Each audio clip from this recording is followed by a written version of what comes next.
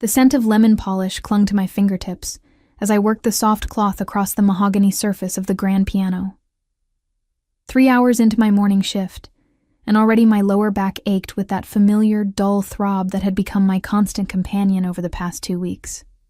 I pressed my free hand against the small of my back, stretching slightly, careful not to let anyone see the momentary weakness. The Moretti mansion sprawled across 12,000 square feet of calculated intimidation. Every room whispered of power, the kind that didn't need to announce itself because everyone already knew. Crystal chandeliers caught the morning light filtering through floor-to-ceiling windows, scattering fragments of rainbow across walls adorned with Renaissance paintings that probably cost more than I'd earn in 10 lifetimes. The marble floors reflected my movements like a dark mirror, tracking my progress through rooms I had cleaned 100 times but would never belong in. I had worked here for 14 months. 14 months of invisible labor, of learning which floorboards creaked and which doors needed extra pressure to close silently. 14 months of navigating the careful choreography required when your employer was Dante Moretti, a man whose name made police commissioners nervous and whose silence could fill a room with more threat than most men's shouting. Iris, the study needs attention before noon. Mr. Moretti has meetings. Mrs. Cavallo, the head housekeeper, appeared in the doorway. Her silver hair was pulled back in a severe bun that matched her expression, not unkind, but efficient in a way that left no room for sentiment. She had been with the Moretti family for 30 years, surviving through regime changes that would have broken lesser servants. "Yes, ma'am. I'll finish here and move directly there." She nodded, her eyes lingering on my face a moment longer than usual. I wondered if she could see the shadows beneath my eyes, the evidence of nights spent crying into my pillow until exhaustion finally claimed me. But she said nothing, disappearing back into the labyrinth of corridors. My hands resumed their mechanical rhythm, polishing surfaces that already gleamed, while my mind spiraled back to the conversation I couldn't escape no matter how hard I tried. Leo's face, contorted with something between annoyance and disgust. The private office behind the mansion's east wing where he managed the organization's financial operations. The test I had shown him, 2 pink lines stark against white plastic. "You can't be serious." His voice had been flat, dismissive. "We were careful." Not careful enough, apparently. I had tried to keep my voice steady, had tried to find some trace of the man who had whispered promises in the dark, who had made me feel seen for the first time since my mother's death left me alone at 19. "Leo, I'm 7 weeks. We need to talk about..." "There's nothing to talk about." He had cut me off, his expression hardening into something I didn't recognize. "I'm married, Iris. Did you forget that? My wife is pregnant too. Our third." The world had tilted sideways. Married. The word had hung between us like a guillotine blade.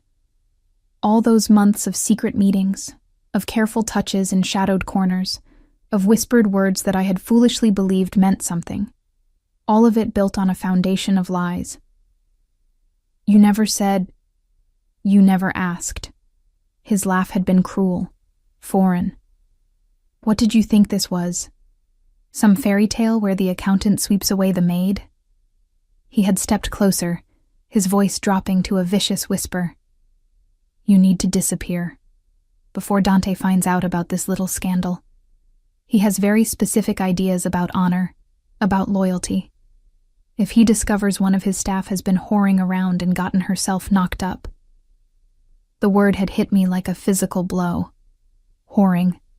As if I had been the predator, as if he hadn't pursued me, hadn't sought me out, hadn't promised. It didn't matter what he had promised. "Sign the birth certificate," I had managed. "At least acknowledge..." "I'm not signing anything." Leo had moved to the door, holding it open in clear dismissal. "I suggest you put in your resignation today. Make up some excuse. Family emergency, illness, whatever. Just be gone by the end of the week. If Dante finds out about this, about us, it won't just be your job you lose. Now, Standing in the silent grandeur of the music room, I felt the threat of those words pressing against my chest. My reflection stared back at me from the polished piano surface, pale and hollow-eyed.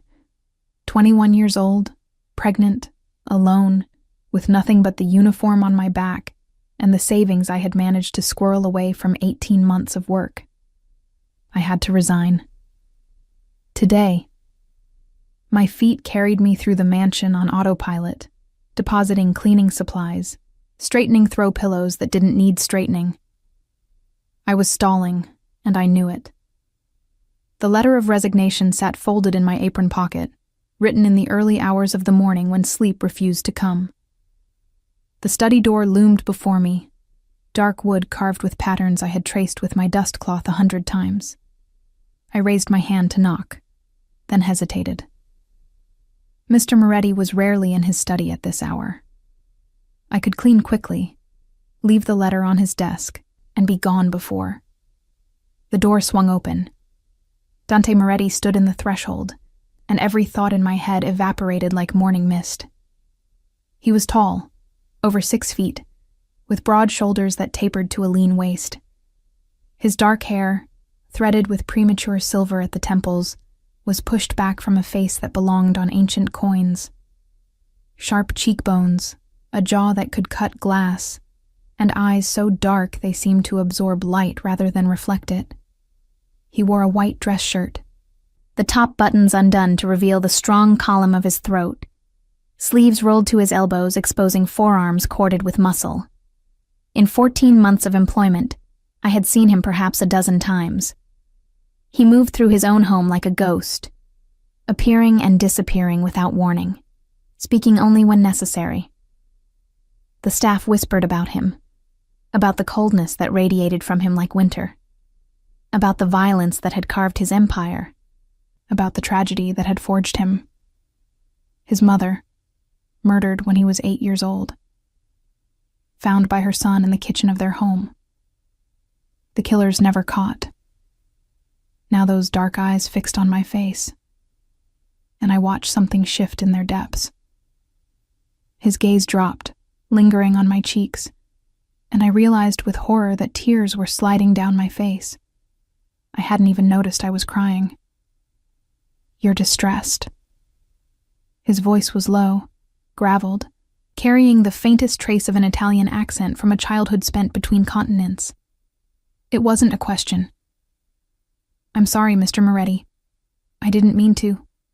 I was just coming to clean the study. I can return later." I moved to retreat, but his hand shot out, catching the door frame, blocking my escape without touching me. "You've been crying."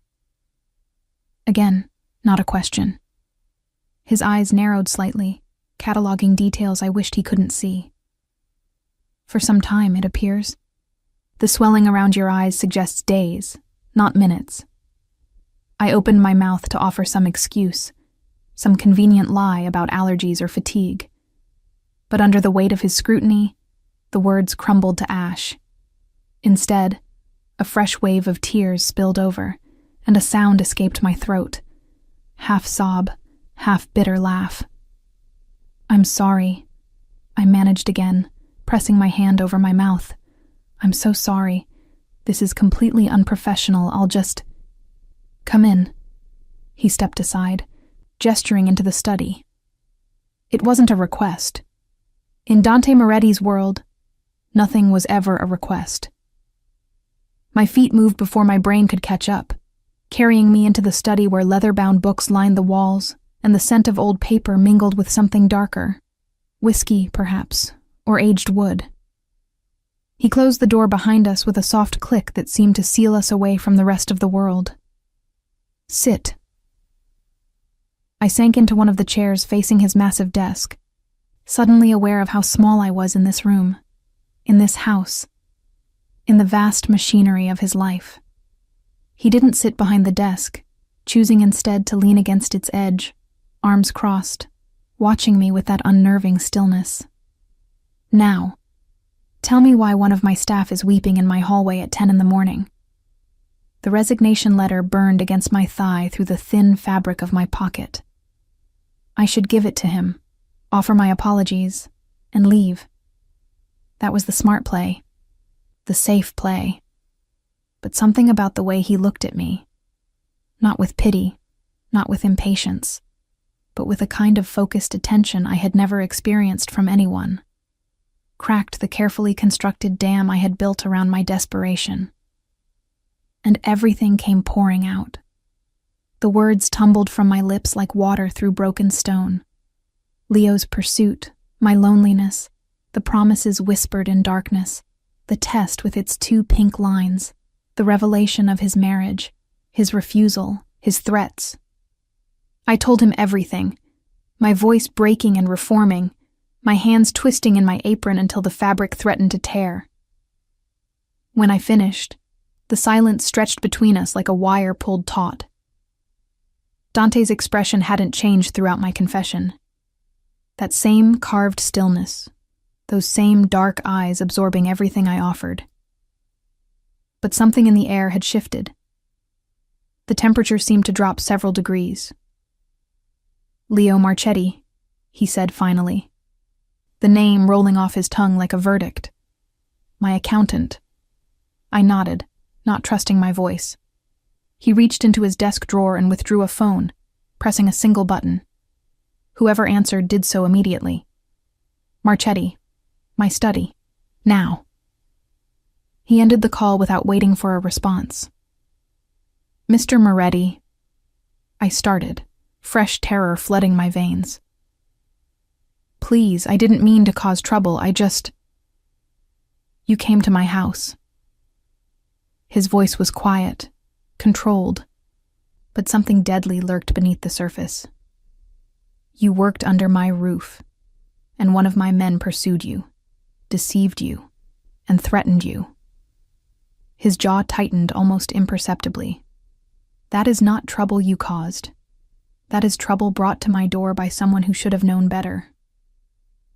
The door to the study opened, and Leo entered with the easy confidence of a man who had no idea his world was about to end. "You wanted to see me, boss?" "I was just finishing the quarterly." He stopped dead when he saw me. For one crystalline moment, I watched his face cycle through shock, confusion, and finally, a dawning horror that would have been satisfying if I weren't so terrified of what came next. "Dante, whatever she told you, is she pregnant with your child?" The question cut through Leo's beginning excuse like a blade through silk. "It's complicated." It's a yes or no question. Dante's voice hadn't risen, but the chill in it could have frozen the Mediterranean. "Answer it." Leo's eyes darted between us, calculating, searching for an escape route that didn't exist. Finally, his shoulders slumped. "Yes, probably. You're married." Dante pushed off from the desk, straightening to his full height. 3 children, I believe. Your wife currently expecting the 4th. "Dante, please, let me explain. Did you tell this girl to disappear?" Dante stepped closer to Leo, and I watched the accountant shrink back, his earlier bravado evaporating. "Did you threaten her with my name, with what I might do if I discovered your indiscretion?" The silence was answer enough. Dante's hand moved so fast I barely tracked it. One moment he was still. The next, his fingers were wrapped around Leo's throat, lifting the smaller man onto his toes. No violence, not yet. Just the promise of it, held in perfect tension.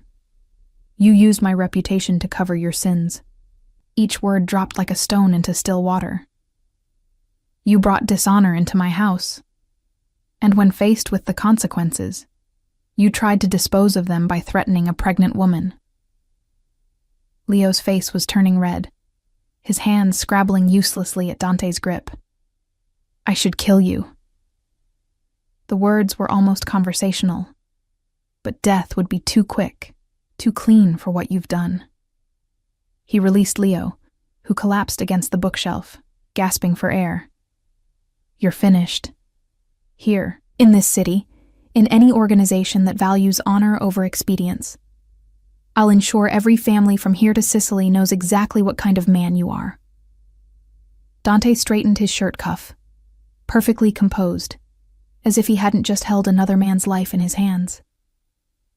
"You have 1 hour to clear your desk. If you attempt to contact anyone in my household, especially her, I will revisit my decision regarding the length of your remaining lifespan." Leo stumbled toward the door, but Dante's voice stopped him. "And Leo? Your wife deserves to know who she married. I'll leave that conversation to you. But if I discover you've lied to her again, I'll ensure she receives the truth in explicit detail." The door slammed behind him. I sat frozen in my chair, trembling, unable to process what I had just witnessed. The most feared man in the city had just dismantled my tormentor with the casual efficiency of someone swatting a fly. Dante turned back to me, and something in his expression softened almost imperceptibly. "You will not resign." I blinked. "But you came to give me that letter in your pocket, didn't you?" He gestured toward my apron, where the folded paper still pressed against my leg. "I'm refusing to accept it." "Mr. Moretti, I can't." "You can." He returned to his position against the desk, studying me with an intensity that made my skin prickle. "You will remain under this roof, under my protection, until your child is born. You will receive full medical care, proper nutrition, and accommodations suitable for your condition. In return, I ask only that you continue your duties as your health allows, and that you do not disappear in the middle of the night." I stared at him, searching for the catch, the trap, the hidden cruelty. Why? Why would you do this for me? For a long moment, he didn't answer. His gaze drifted to the window, to the gardens beyond, seeing something I couldn't access. "Because I know what it is to be alone." His voice was quieter now, stripped of its commanding edge. "To have no one to stand between you and the wolves. I was 8 years old when I learned that lesson." He looked back at me, and something ancient and wounded flickered in those dark eyes. "You are 21, pregnant, and abandoned. I have the power to help you. It would be a different kind of cruelty to refuse." My hand pressed against my stomach, cradling the life growing there. A life I had considered terminating, running from, denying. Anything to escape the impossible situation Leo had created. But sitting here, in this room, under the protection of a man whose reputation was built on blood and fear, I felt something I hadn't felt in weeks. Hope. "Okay," I whispered. "I'll stay." Dante nodded once, the matter clearly settled in his mind. "Good. Mrs. Cavallo will arrange for your move to a larger room on the east wing. The staff physician will see you tomorrow morning for a full evaluation." He paused, and something that might have been the ghost of warmth crossed his features. "Whatever you need, you have only to ask." As I left his study, my resignation letter still undelivered, I felt the first fragile threads of a new reality weaving around me. I had walked into that room expecting to lose everything.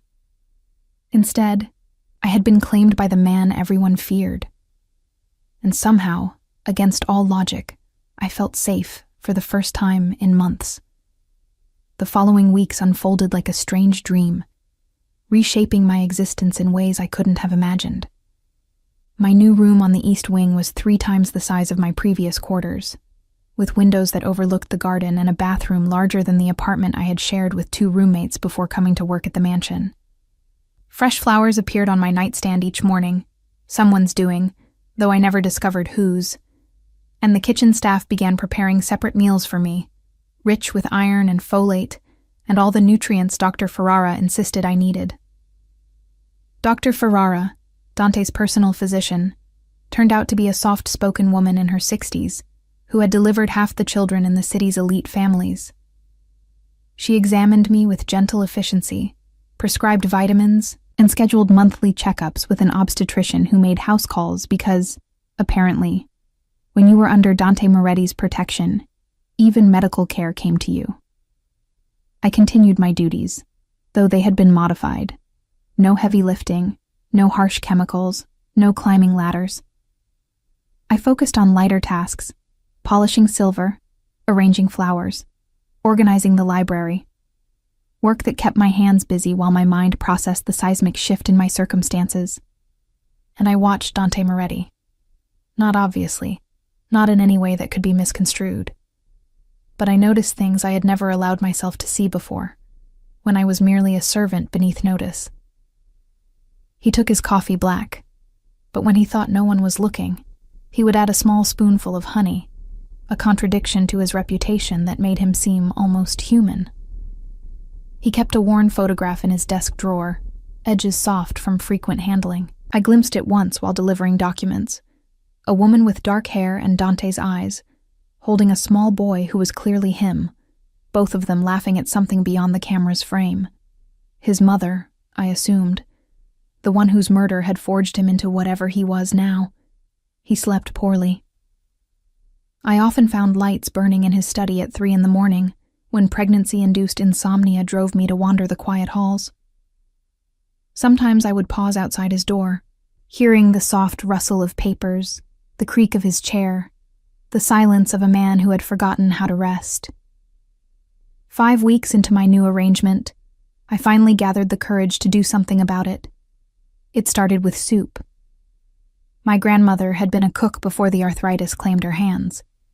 She had taught me her secrets in the years before she passed, when I was still young enough to believe that love could be measured in recipes. Her chicken soup had cured every ailment I'd ever suffered, and while it probably couldn't heal whatever demons haunted Dante Moretti, it felt like something I could offer.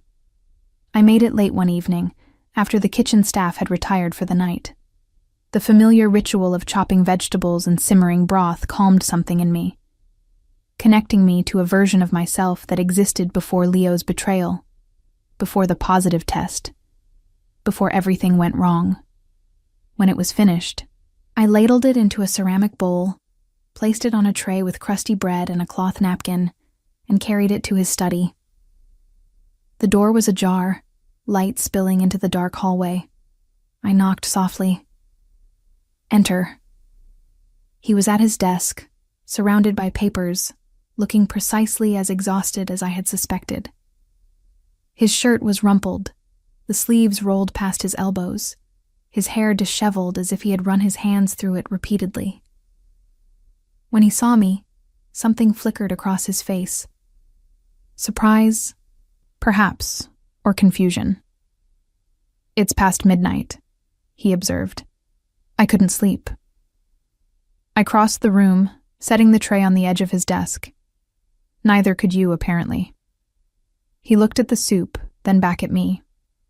"You cooked." "My grandmother's recipe. She always said it could fix anything." I shrugged, suddenly self-conscious. "You looked like you could use something fixed." For a long moment, he simply stared at me. I braced myself for dismissal, for the cold reminder that I was still just a servant, that my protection didn't entitle me to presume familiarity. Instead, he reached for the spoon. I watched him take the first bite, watched something shift behind his carefully guarded expression. He didn't speak, didn't compliment or critique, just ate steadily until the bowl was empty. "Thank you," he said finally.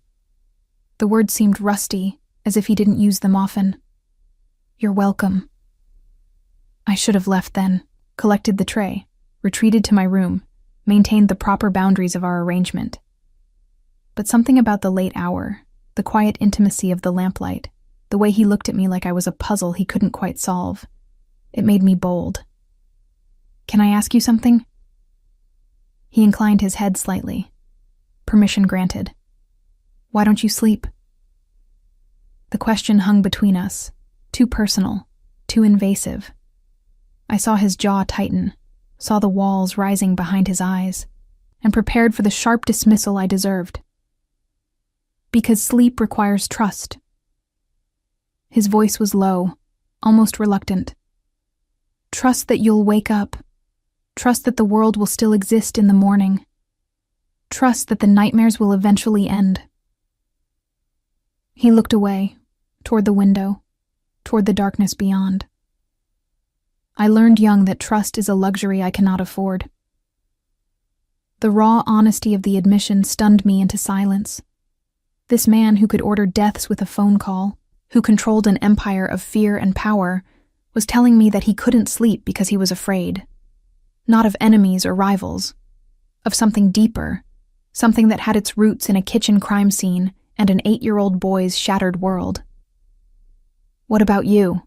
he asked, deflecting. "Why do you wander my halls at midnight?" I touched my stomach, still flat enough that only I knew what grew there. She won't let me sleep. Every time I close my eyes, I start thinking about everything I can't control.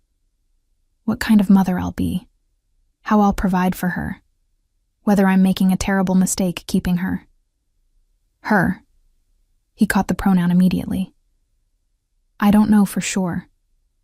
Not yet. But I feel like she's a girl. Strong and stubborn and already demanding attention. I laughed softly. Maybe that's just wishful thinking. You want a daughter. I want someone to love who might actually stay. The words escaped before I could stop them. Raw and bleeding and far too honest for this strange midnight conversation. Everyone I've ever loved has left. My father before I was born. My mother to cancer when I was 19. My grandmother 6 months later. I swallowed hard. Leo was supposed to be different, but he was just the latest in a long line of people who found me easy to abandon. Dante was silent for a long moment. When he spoke, his voice was gentler than I had ever heard it. She won't leave. He nodded toward my stomach. Children are many things, frustrating, terrifying, miraculous, but they don't abandon their mothers. Not really. Not the good ones. Were you a good one? The question slipped out, curious despite myself. To your mother? The shadows in his eyes deepened. I tried to be. I was only 8 when she... He stopped. The words caught on some invisible barrier. I tried to save her. Hid in the pantry, called the police, did everything an 8-year-old could think to do. It wasn't enough. My heart cracked along fault lines I hadn't known existed. This man, this terrifying figure of legend, had once been a child trying desperately to save his mother. Failing, carrying that failure for 26 years. That wasn't your fault. My voice was fierce, surprising us both. You were a child. Whatever happened, it wasn't yours to prevent. I know that.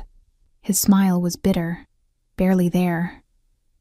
Knowing and believing are different languages. I reached out before I could think better of it, my fingers brushing the back of his hand where it rested on the desk. It was barely a touch, a whisper of contact, but I felt him freeze beneath it. Then maybe, I said softly, you need someone to translate. He didn't pull away, didn't dismiss me, just looked at me with those dark, wounded eyes, and for one suspended moment, I saw past all the armor to the broken boy beneath. It's late, he said finally. You should rest, for her sake, if not your own. I withdrew my hand, nodding. Good night, Mr. Moretti. Dante. I paused at the door, turning back.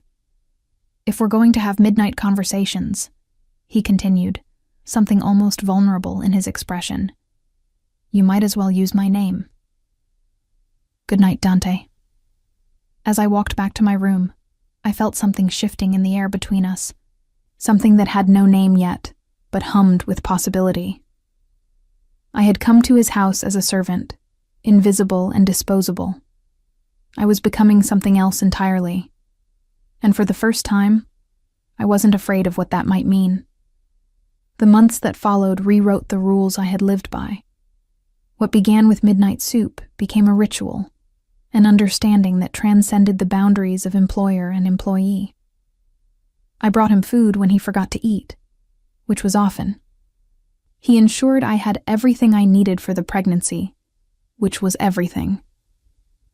But somewhere between the practical arrangements and the scheduled doctor's visits, something else grew alongside the baby swelling my belly. I started bringing flowers into the mansion. It hadn't been a conscious decision, not at first. I'd simply noticed how cold the rooms felt despite their grandeur, how the marble and leather and priceless art created an atmosphere of museum-like sterility. So one morning, I cut roses from the garden and arranged them in a vase in the main foyer. The next day, I added wildflowers to the dining room table. By the end of the week, every common area bloomed with color and life. Mrs. Cavallo noticed immediately. "This isn't in your duties," she said, but there was approval in her eyes. "It needed something," I replied. "This house needed something living." She didn't disagree. Dante noticed too. I watched him pause in the foyer one morning, his gaze caught by the spray of peonies I had arranged on the console table. His hand extended, fingertips brushing a pale pink petal with unexpected gentleness. "My mother loved flowers," he said quietly, not looking at me. "She kept fresh ones in every room. After she died, my father had them all removed. Said the scent reminded him too much of her. I hadn't realized how much I missed them until now." He walked away without another word, but that afternoon, a delivery arrived at the mansion. 10 varieties of flower bulbs, with a note instructing the groundskeeper to plant them wherever I directed. The garden project gave me purpose beyond the growing weight of my pregnancy. I spent hours outside during the mild autumn months, learning which plants would bloom in spring, planning arrangements that would bring color to the estate year-round. Dante sometimes found me there, dirt smeared on my hands and knees, and would simply watch from the terrace without speaking. But he was speaking more, in general. Our midnight conversations had expanded beyond the study, spilling into morning coffees and afternoon walks and dinners, where I sat across from him as something more than staff, but less than a definable category. He told me about his business, the legitimate parts, at least, about the properties he developed and the charities he funded anonymously, and the complicated politics of running an empire that straddled the line between legal and otherwise. I told him about my childhood, about the mother who had read me poetry until her voice gave out, about the grandmother who had taught me that love was an action, not just a feeling, about my dreams of becoming a teacher before financial reality pushed me into service work, and about the daughter I was beginning to imagine with increasing clarity. Her laugh, her stubbornness, her dark hair that might curl like mine or fall straight like Leo's, though I preferred not to think about that. "You could still teach," Dante said one evening.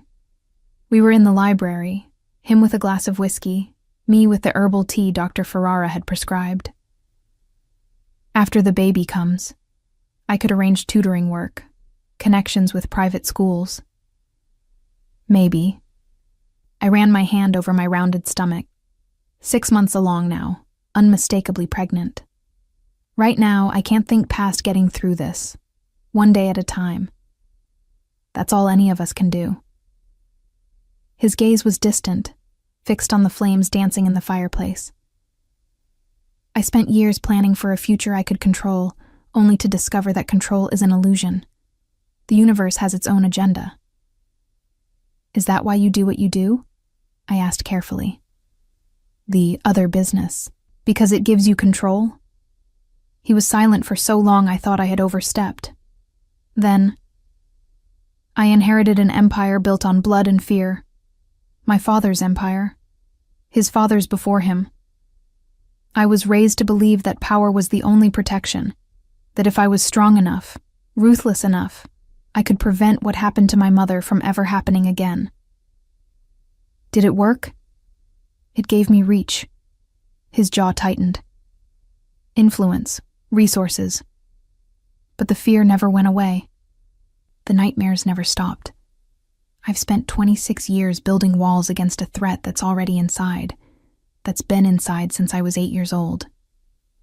I set down my tea, and moved to sit beside him on the leather sofa. Not touching, but close enough that our shoulders nearly brushed. "Walls don't keep out grief," I said softly. "They just trap you inside with it." He turned to look at me, and something in his expression, vulnerability, recognition, a desperate kind of hope, made my breath catch. "How is it," he murmured, "that you see things no one else does?" "Maybe because I'm looking." I held his gaze. "Everyone else is too busy being afraid of you to actually see you." "And you're not afraid?" I considered the question honestly. The man beside me had ordered deaths, had built an empire on violence, had the power to destroy lives with a single word. By any rational measure, I should have been terrified. "No," I said finally. "I'm not afraid of you, Dante. I'm afraid of plenty of things, the birth, the future, whether I'll be a good mother. But not you. Never you." His hand found mine in the firelight, his fingers lacing through mine with a tenderness that contradicted everything his reputation promised. "You're the first person who said that to me since my mother died." We sat there as the fire burned low, hands intertwined, neither of us speaking. And when I finally returned to my room, I realized that somewhere between the soup and the flowers and the midnight confessions, I had fallen in love with a man who had promised me nothing but protection. But the way he looked at me, the way his hand had felt in mine, it made me wonder if perhaps he was falling too. March arrived with a cruelty that surprised me. My due date was 3 weeks away when the first contraction hit, sharp and wrong and much too early. I was in the garden, kneeling in the freshly turned earth where tulips would bloom in April, when the pain ripped through me and my vision went white at the edges. "Dante!" His name tore from my throat before I knew I was screaming. He was there in moments.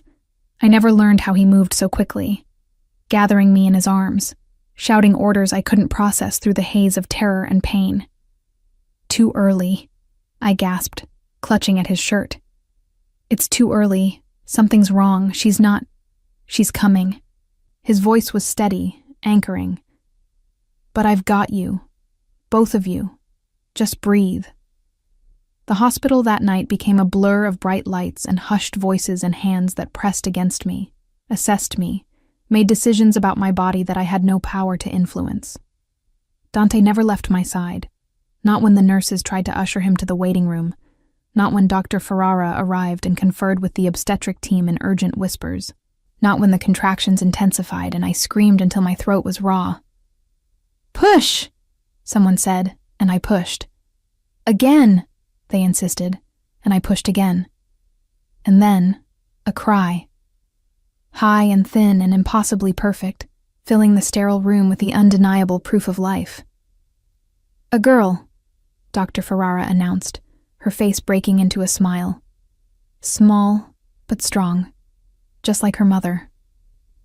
They placed her on my chest, this tiny creature I had grown for 8 months, and the entire world contracted to the weight of her against my heart. Dark hair, matted with birth, and eyes that blinked open briefly. Not Leo's eyes, not even mine, but something entirely her own. "Nina," I whispered, the name I had chosen months ago, practicing it in the dark. "Her name is Nina." I looked up to find Dante watching us, his expression stripped of every defense I had seen him build. There was awe there, and terror, and something that looked remarkably like love. "She's beautiful," he said, his voice rough. "God, Iris, she's perfect." He stayed through the long night that followed, while Nina was checked and monitored, and eventually pronounced healthy despite her early arrival. Stayed while I slept fitfully, waking to find him sitting vigil beside my bed, his hand wrapped around mine like he was afraid I might disappear. In the morning, a social worker arrived with paperwork. "The birth certificate," she explained, setting forms on the bedside table. "We'll need the father's information for the records." My stomach clenched. Leo's face flashed before me. His dismissal, his cruelty, his absolute refusal to acknowledge the child he had helped create. I would have to list him or leave the space blank, and either option felt like a defeat. "I'll sign it." Dante's voice cut through my spiraling thoughts. I turned to stare at him, uncertain I had heard correctly. "Mr. Moretti, you're not listed as a blood relation," the social worker began. "The biological father would need to. The biological father abandoned them both." Dante's tone brooked no argument. "He has refused all responsibility and wants no connection to this child. I am prepared to assume legal paternity, to provide for this girl's future, to give her my name and my protection." He looked at me, and in his eyes I saw the question he wasn't quite asking. "If Iris consents." The social worker glanced between us, clearly confused by the dynamics at play. "Ma'am, is this acceptable to you?"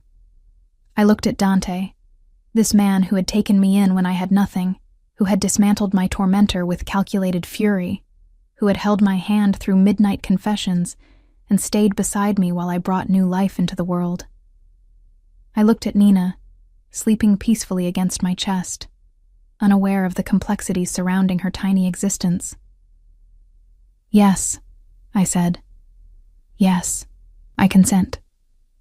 Dante signed the certificate with his distinctive scrawl, and just like that, my daughter became Nina Moretti.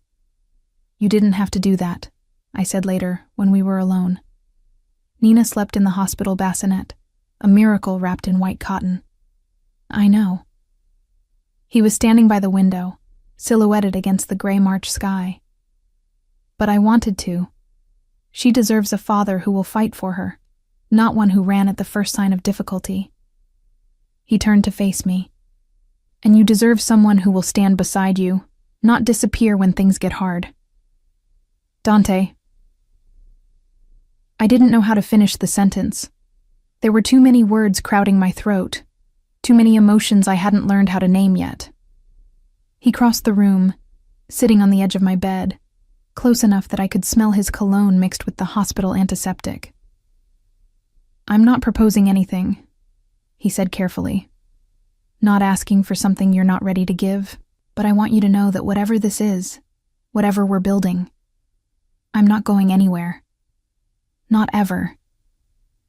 I reached up and touched his face, feeling the slight stubble along his jaw, the warmth of his skin beneath my fingertips. "I know," I whispered. "I know you're not." He leaned down and kissed my forehead, soft and reverent, and something between us solidified into certainty. We didn't have a name for it yet, but we would. In time, we would. The years that followed proved that families are built in the spaces between grand gestures. Nina grew from infant to toddler to bright-eyed child under the combined attention of an entire household that adored her. Mrs. Cavallo, stern as ever with the staff, melted completely in Nina's presence, sneaking her cookies when she thought no one was watching. The groundskeeper taught her the names of every flower in the garden I had planted, now blooming in riotous color every spring. Even the security team, hardened men who had done things I preferred not to contemplate, became putty in the hands of a 3-year-old demanding, "Up, up," until they lifted her onto their shoulders. But it was Dante who surprised me most. The man who had built his reputation on fear and violence transformed in his daughter's presence. He learned lullabies, stumbling over melodies he hadn't sung since childhood. He endured tea parties with stuffed animals, sitting cross-legged on the nursery floor in his $1,000 suits, accepting imaginary cups with grave formality. He read bedtime stories until his voice grew hoarse, doing different voices for each character, until Nina giggled herself to sleep.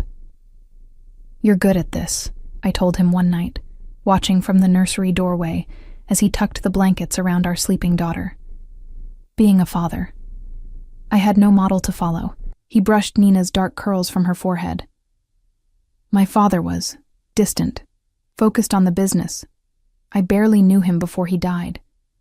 He straightened, moving to join me in the hallway. I'm making it up as I go. Aren't we all? He smiled. A real smile, the kind that had become more frequent as the years passed. Perhaps. But having you here makes the improvisation less terrifying. We had grown into each other slowly, carefully, like two damaged things learning to trust.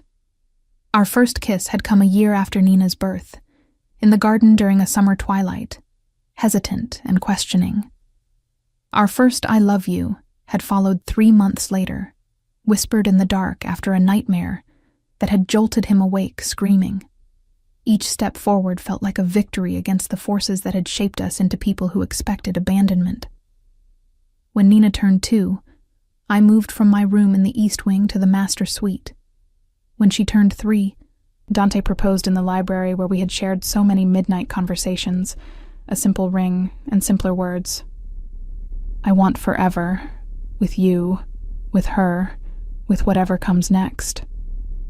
I said yes, but forever, it turned out, had complications. Luca Moretti arrived like a storm warning, announced but impossible to prepare for.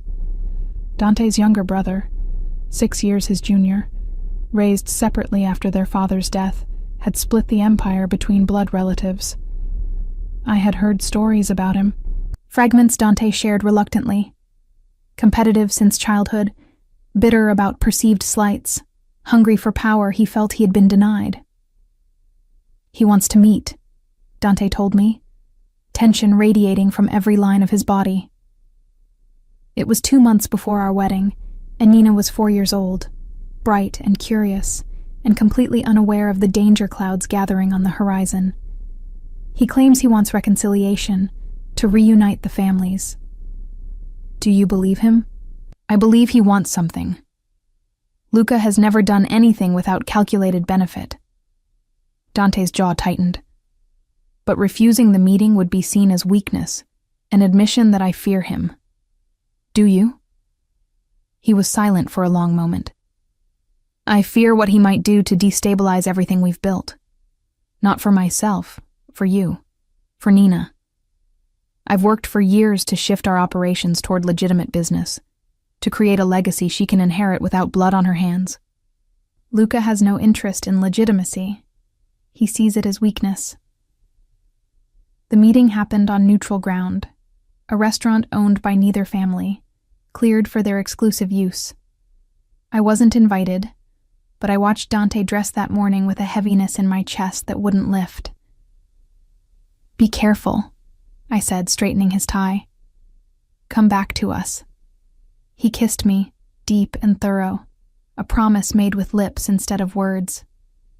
He came back, but what followed nearly destroyed everything. Luca's terms were impossible. Complete absorption of Dante's territory into his own operation, with Dante reduced to a figurehead. When Dante refused, the violence began. A warehouse burned. 2 of our men were hospitalized. A car bomb was discovered and disarmed beneath Dante's vehicle. Let me handle it the old way, Dante said one night, after Nina was safely in bed. His eyes were hollow. The nightmares returned with vengeance. End this quickly, decisively, by killing your brother. He didn't deny it. And then what? I pressed. More retaliation from his people? An endless cycle of blood? You've spent years trying to break free of that pattern. Don't let him pull you back in. What would you have me do? The anguish in his voice was raw. Wait until he succeeds? Until one of those bombs goes off with you or Nina in the car? I took his face in my hands, forcing him to meet my eyes. Let me try something else. Please. It was madness, what I proposed. I had no training in negotiation, no understanding of the complex politics that govern these families. I was a former maid, a mother, a woman who had stumbled into this world by accident and stayed by choice. But I had one thing none of them expected. I was invisible to Luca's calculations.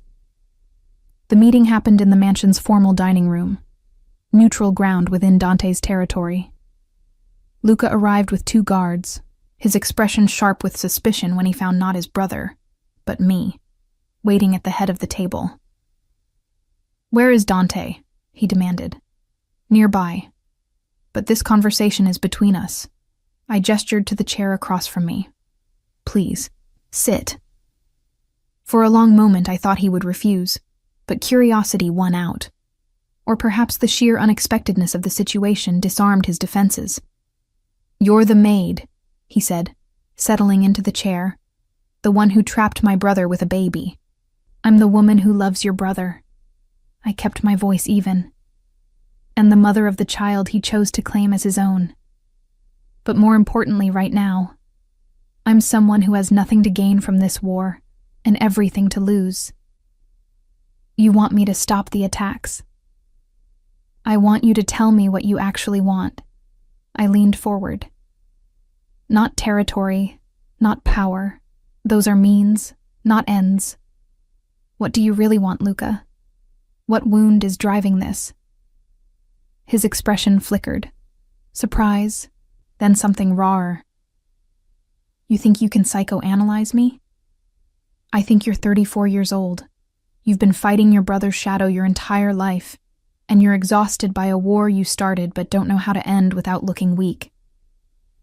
I held his gaze. "I think you watched your mother die the same way Dante did, and you've been just as haunted by it. But you didn't have anyone to help you process that grief. I think you're lonely and angry, and you've channeled all of it into this crusade because it's easier than confronting what's really broken inside you." The silence stretched between us, thick with tension. "You know nothing about me," he said finally, but his voice had lost its edge. "I know what grief looks like when it metastasizes into rage." I softened my tone. "I watched my mother die slowly, over months. I've seen Dante fight his demons for years. Trauma doesn't care about power or territory. It just eats you from the inside until there's nothing left." Luca looked away, toward the window, toward the garden where I had planted flowers to bring life back to a house haunted by death. "What are you proposing?" he asked quietly. "A division that makes sense. You keep your territories, your operations, your autonomy. Dante keeps his. Neither of you answers to the other, but neither attacks the other. A formal peace treaty, witnessed and binding, with consequences for violation. And the semi-legitimate businesses Dante has been building? You could learn from them." I held up a hand before he could protest. "Not immediately, not publicly, but in time you might find that clean money comes with fewer complications than blood money. Your children, if you have them, might inherit something they don't have to be ashamed of." The negotiation took hours, stretching through lunch and into the evening. Dante joined us eventually, his presence silent and watchful as I continued to mediate between the brothers. There were raised voices, accusations, old wounds torn open and examined in the harsh light of honesty. But when night fell, there was an agreement.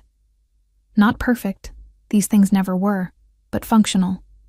A ceasefire, a division of territory, a grudging acknowledgement that perhaps, just perhaps, there was a future where Moretti didn't have to mean violence. Luca left with a handshake that almost looked genuine. At the door he paused, looking back at me with something like respect. "You're not what I expected," he admitted. "Good." I smiled slightly. "Neither are you." After he was gone, Dante pulled me into his arms and held on like I might disappear. "How did you do that?" he whispered against my hair.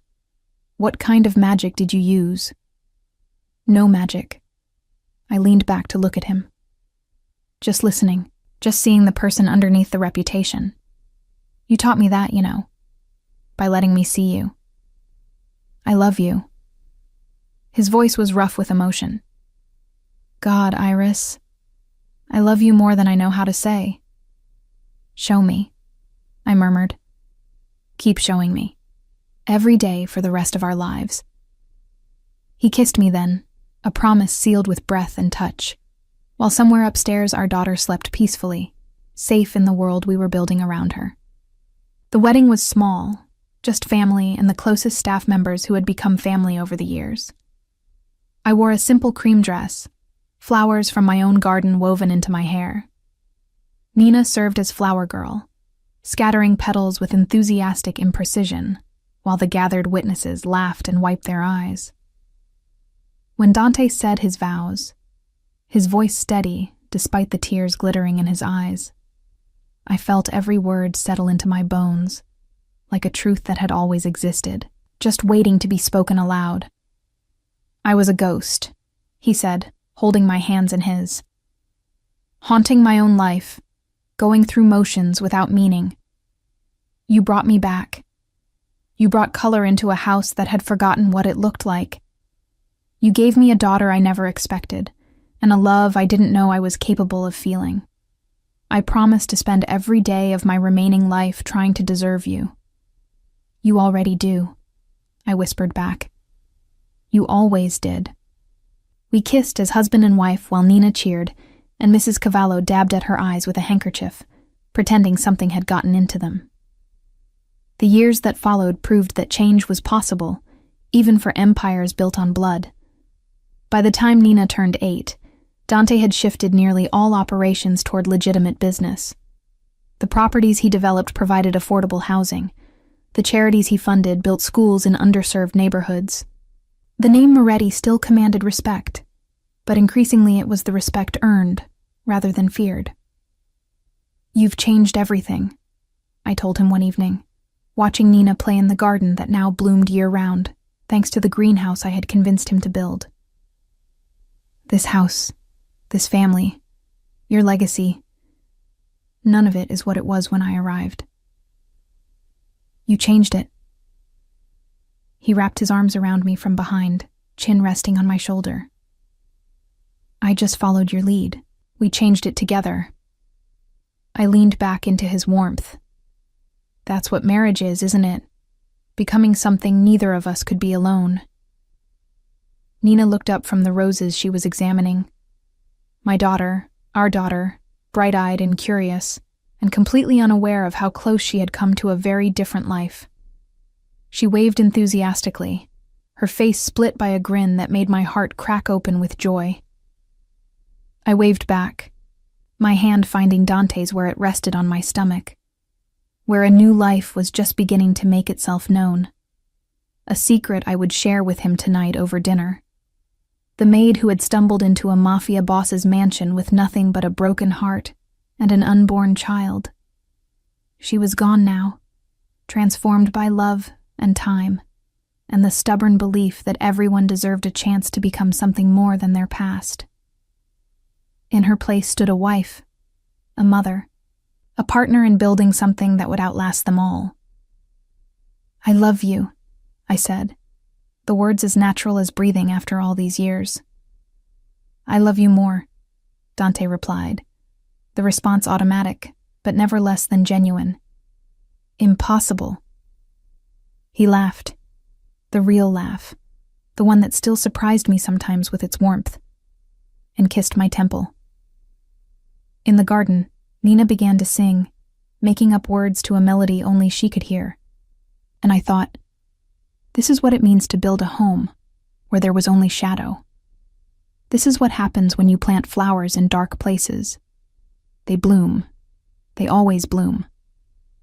The morning sun filtered through the nursery windows, casting golden patterns across the white crib where our newborn son slept peacefully. Marco Dante Moretti, born 3 weeks ago, had arrived with his father's dark hair and his sister's stubborn temperament, a combination that promised interesting years ahead. I stood in the doorway, watching Dante lean over the crib with an expression of wonder that still caught me off guard, even after all these years. At 43, silver had claimed more territory in his hair, and fine lines had carved themselves around his eyes, but the tenderness in his gaze when he looked at our children remained unchanged from that first moment he had held Nina in the hospital. He's got your nose, Dante murmured, not looking up. He always knew when I was watching him. Poor thing. I crossed the room to stand beside him, my hand finding its familiar place against his back. Let's hope he gets your jawline to compensate. Dante chuckled softly, one finger tracing the curve of Marco's cheek with impossible gentleness. Nina wants to hold him again. She's been asking every 5 minutes since she woke up. She's convinced she's his personal guardian. I smiled at the thought of our 8-year-old, so fiercely protective of her baby brother. Yesterday, she informed the gardener that Marco would be taking over her flower duties when he's old enough, and she would supervise. Delegation skills already. Dante straightened, wrapping an arm around my waist. She gets that from you. The bossiness? Definitely from me. I leaned into his warmth, breathing in the familiar scent of him, sandalwood and coffee and something uniquely Dante. The terrifying intensity when she doesn't get her way? That's all you.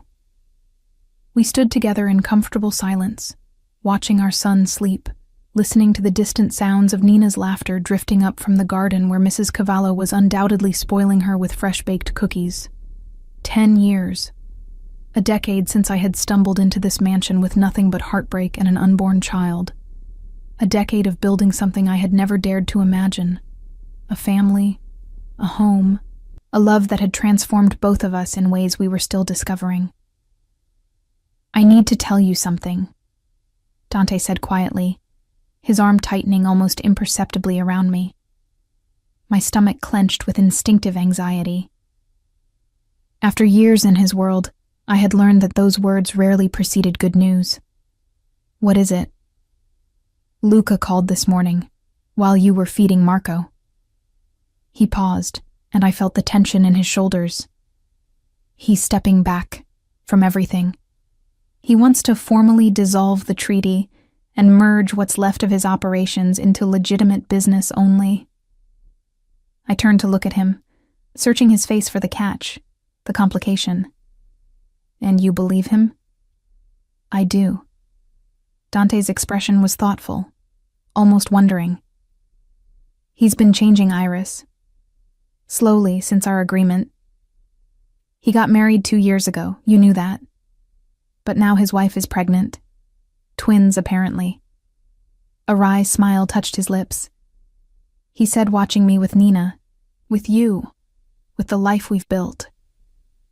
He said it made him realize what he was missing, what our mother would have wanted for both of us. Tears pricked at my eyes. The brothers had maintained their cautious peace for 6 years, slowly thawing from armed neutrality to something approaching genuine respect. But this was more than I had dared to hope for. He's coming for dinner next week, Dante continued, with his wife. He wants to meet Marco, and he wants to discuss. He took a breath. He wants to discuss combining our charitable operations, creating something bigger, a foundation in our mother's name. I thought of the woman in the worn photograph, the one with Dante's eyes who had loved flowers and laughter and had died too young.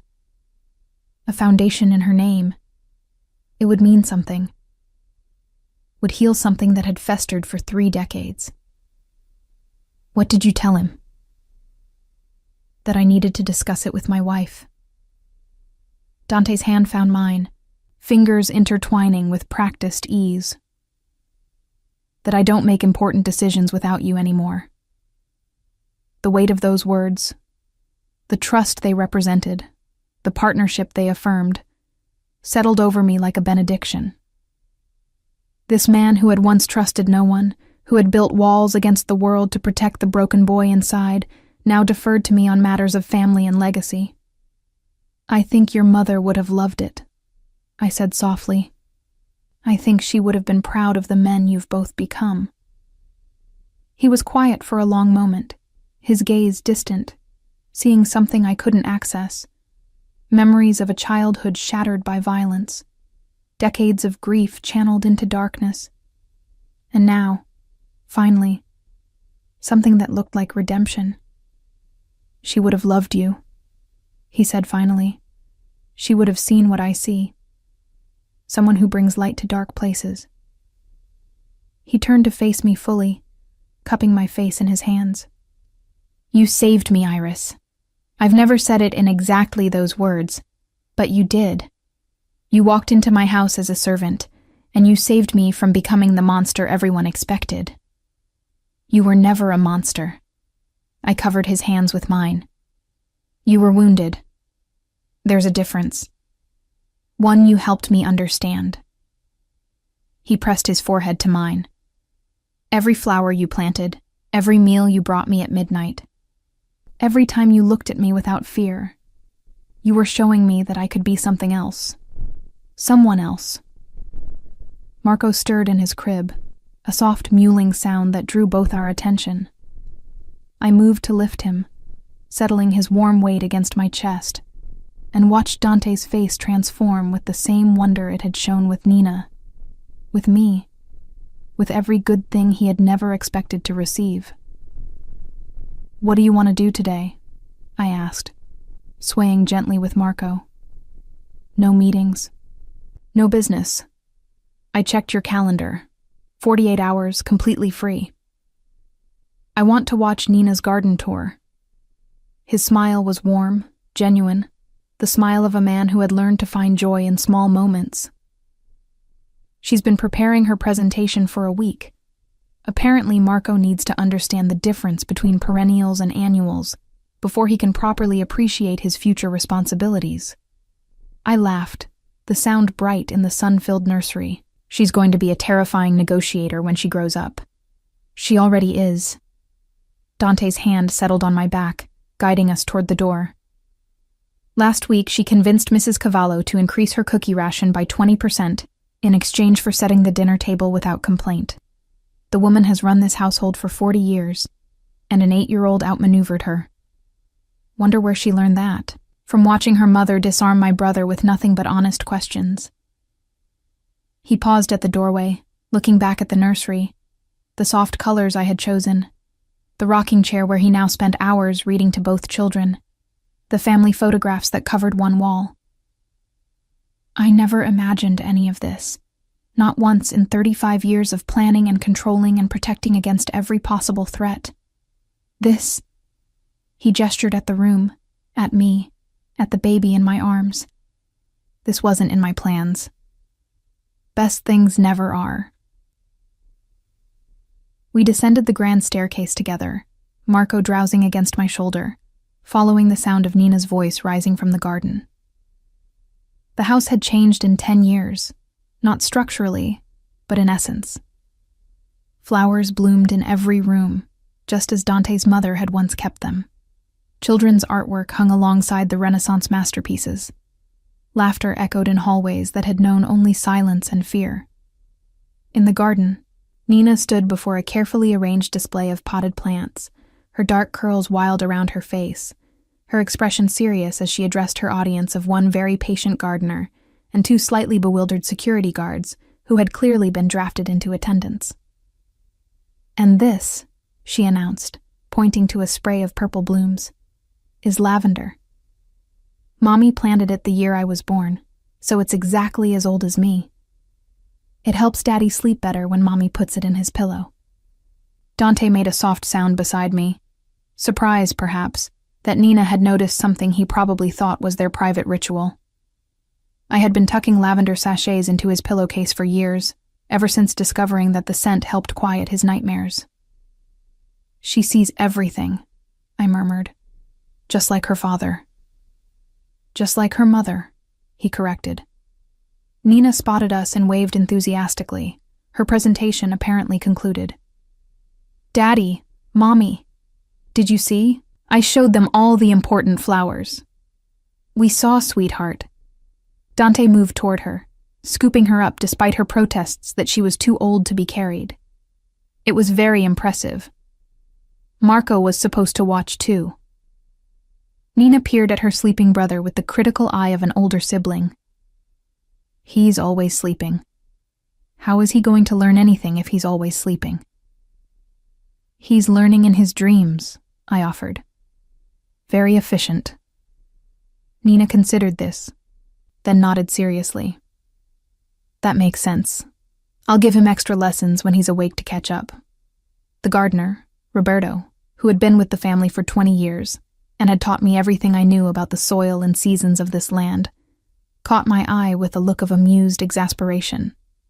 Nina had been helping him since she could walk, and her confidence in her own expertise had only grown with time. I should go check on lunch preparations, I said, passing Marco to Dante. Nina, will you show Daddy the new roses? The ones that just bloomed? The white ones? Nina's face lit up. They're my favorites because they smell like Mommy's soap. I left them there, my husband with our daughter on his hip and our son cradled against his chest, standing in the garden I had planted when I was pregnant, and terrified, and reaching for something to anchor me to hope. The image stayed with me as I walked back toward the house, a snapshot of everything I had built from nothing. In the kitchen, the chef was preparing lunch with the same quiet competence he had shown for 15 years. He nodded respectfully as I entered, long past any discomfort with the lady of the house invading his domain. The caprese is ready, signora, and I made the lemon cake Nina requested. I understand there's a celebration. Is there? I raised an eyebrow. He smiled. The young miss informed me this morning that today is the anniversary of when you and Signor Moretti had your first kiss. She's been planning a surprise party. I laughed, warmth spreading through my chest. 9 years ago, in this very garden, during a summer twilight that had smelled of jasmine and possibility, Nina must have overheard us talking about it, tucked away the date, and orchestrated her celebration without either of us noticing. She's definitely going to run this empire someday, I said. With respect, signora, I believe she already does.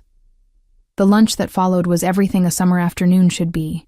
Good food, warm sunshine, Nina's endless chatter about flowers and butterflies, and her plans for Marco's education. Dante sat beside me, his hand finding mine under the table, his attention split between our daughter's elaborate stories and our son's occasional demands for attention. After lunch, while Nina napped and Marco slept in his nursery, I found Dante in his study. He was standing at the window, looking out at the grounds where our family had grown and flourished, his expression contemplative. "What are you thinking about?" I asked, settling into the chair I had claimed as my own years ago. "I was thinking about the night you brought me soup." He turned to face me, leaning against the windowsill. "Past midnight, in this room. You asked me why I didn't sleep. You told me sleep required trust."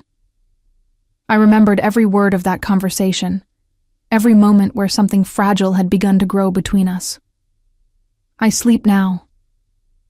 He crossed to where I sat, kneeling before me, taking my hands in his. "Every night beside you I sleep.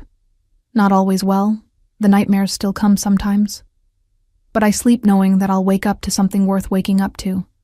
That's not something I ever expected to have." "Dante, let me finish." His grip tightened on my hands.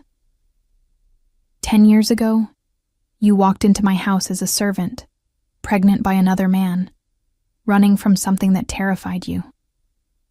I claimed you and Nina because I saw something in you that I didn't have words for then. I called it protection. I called it responsibility. But it was more than that. It was recognition. His eyes, those dark eyes that had once been impenetrable, now held only openness, only love. "You recognize me," he continued. "The real me, underneath all the armor and reputation. You saw the boy who lost his mother and never stopped grieving. You saw the man who was terrified that everyone he loved would be taken from him. And instead of running from that, you stayed. You planted flowers and brought soup and looked at me like I was worth saving." Tears slid down my cheeks, but I made no move to wipe them away. This moment, this confession, deserved witness. "I would burn the world down to protect you and our children," Dante said softly. "But you taught me there's another way. That walls can be doors. That darkness can become light. That even the most broken things can be made whole again." He pressed his lips to my hands. "I love you, Iris. I love who you are, who you've made me, who we are together." Every single day, I am grateful that you sent that text to the wrong number and ended up at that restaurant and stumbled into my life." "I didn't stumble," I whispered. "I fell into the best thing that ever happened to me." He rose, pulling me with him, wrapping me in arms that had protected me for 10 years and would protect me for 50 more. "Nina's party starts in an hour," I murmured against his chest. "She made decorations. Then we have an hour." He tilted my face up to his. "I can think of a few ways to spend it." His kiss tasted like sunshine and forever, like all the years behind us and all the years ahead. When we finally pulled apart, breathless and smiling, I saw in his eyes the same wonder that had been there the day he'd held Nina for the first time, the day he'd promised me forever, every day since. "I love you," I said, the words as natural as breathing. "I love you more," he replied. "Still impossible." He laughed, and the sound was everything: joy, peace, the hard-won happiness of two people who had built something beautiful from broken pieces. Later, we would celebrate with our daughter's handmade decorations and lemon cake and stories about flowers. Later, our son would wake demanding attention, and our 8-year-old would insist on being included in every moment. Later, we would welcome Dante's brother and his wife, would build foundations and bridges and legacies that honored the dead while nurturing the living. But for now, in this study where midnight conversations had once been all we had, we held each other and let the silence speak. Outside the window, the garden bloomed in riotous color: roses and lavender and peonies and every flower I had ever planted in this soil. Living proof that even the darkest places could grow something beautiful, if only someone was willing to do the planting. I had come to this house as a maid, invisible and desperate. I had stayed as a wife, a mother, a partner in building something that would outlast us both. And in the arms of the man who had claimed me when I had nothing, I had found everything I never knew I was looking for. Home, family, love. The flowers I had planted had bloomed, and they would keep blooming, season after season, year after year, for as long as we tended them together.